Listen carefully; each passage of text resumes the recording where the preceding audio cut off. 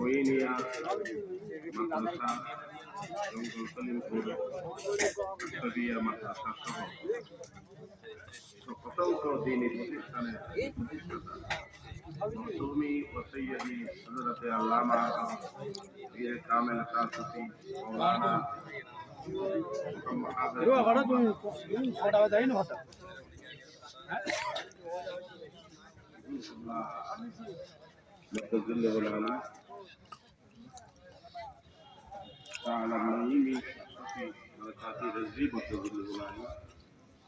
মঞ্চ ভবিষ্য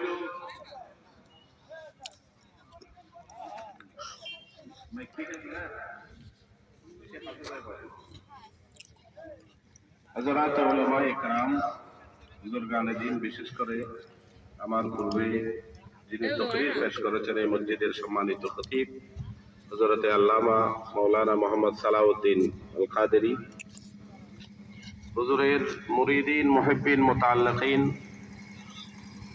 শাইদানে শফিউল মুযনিবিন আশিকানে আউলিয়ায়ে কেরাম, সরদার আড়ালে ইমানদার দিনদার পরহেজগার মা ও বোনেরা, আসসালামু আলাইকুম ওয়া রাহমাতুল্লাহি ওয়া বারাকাতুহু। আপনারা যারা এখনো বাইরে ঘোরাফেরা করছেন, আপনারা এখানে আসছেন কি উদ্দেশ্যে? তো দূরে জমিন জঙ্গলে অনেক কথাবার্তা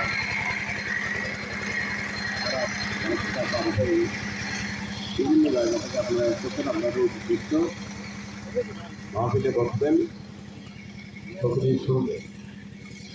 এই মাহফিল রাত্রিকালীন হওয়ার কথা ছিল, আপনাদের কষ্ট হবে।